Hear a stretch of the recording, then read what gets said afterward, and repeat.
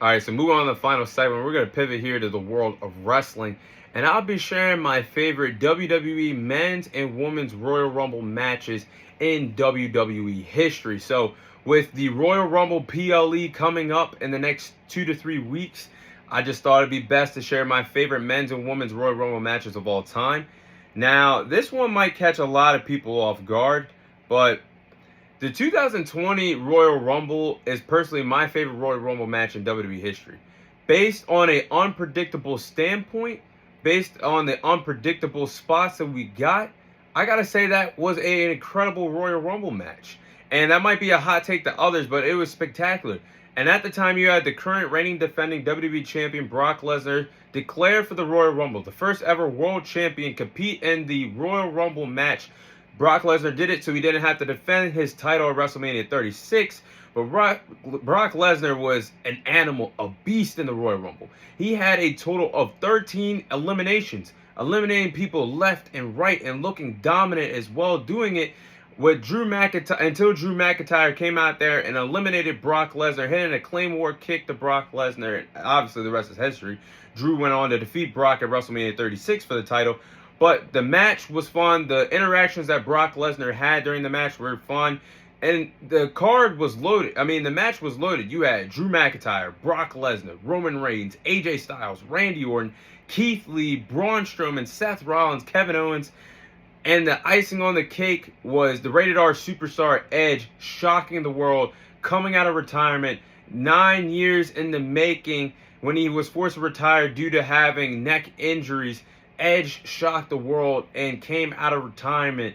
That was the icing on the cake of the unpredictable Royal Rumble. Plus, you had some returns of Edge, MVP, some fun altercations with Brock Lesnar having with Big E, Kofi Kingston, Rey Mysterio, Keith Lee, John Morrison, Shelton Benjamin.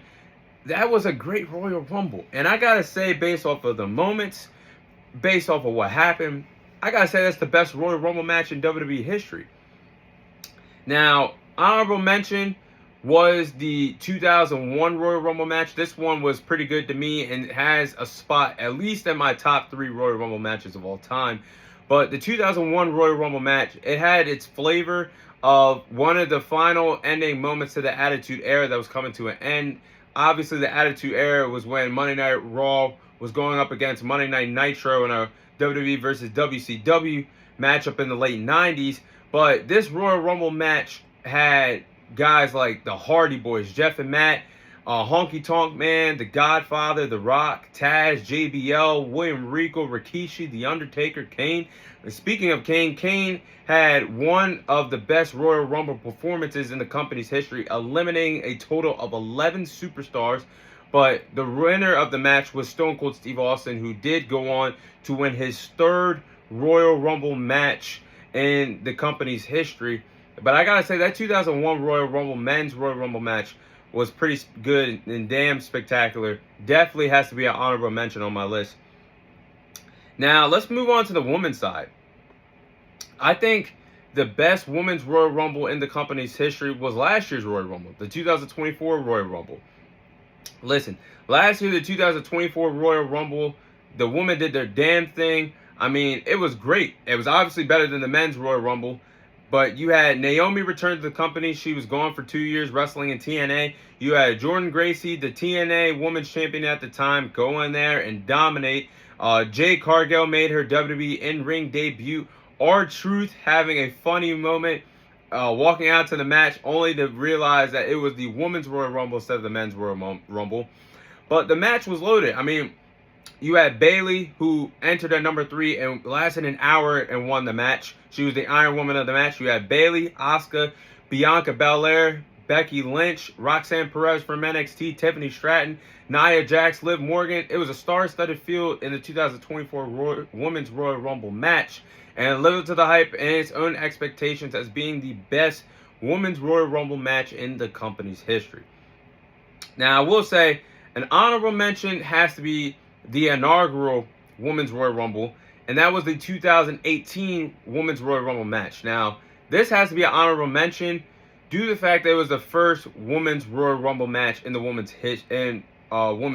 Now, it was special because Not only was it the first Women's Royal Rumble match, but it was a big pivotal moment for the women's revolution that started in 2015 for women's wrestling in the WWE. Women were working hard for that point. Think about it. As great as the Attitude Era was it really necessary to have Vince McMahon have these women out there like Trish Stratus, Lita, Stable, Tori Wilson, several other Hall of Famers and others that were out there wrestling in lingerie and things like that, weren't taken seriously as the men wrestlers. The women's revolution put the women's wrestlers on a different stratosphere and helped them being taken seriously as superstars. So the Women's Royal Rumble in 2018 spoke volumes to that. But the match itself, having Sasha Banks and Becky Lynch start off the match at entry number 1 and entry number 2 was huge. That was the right choice. Obviously, the 2 out of the 4 horsewomen in WWE history. But I will say the match was sloppy at times, but the fact that the woman tried to make it mean a lot and create moments, I'll give it a nod and have to say it's an honorable mention, because the match was loaded with legends and some all-time greats for women's wrestlers. I mean, Becky Lynch, Sasha Banks, Tori Wilson, Michelle McCool, Natalya, Kelly, Naomi, the Bella Twins, Trish Stratus, Bayley, Beth Phoenix, and Asuka. Winning the Women's Royal Rumble in 2018 was the perfect call at the time.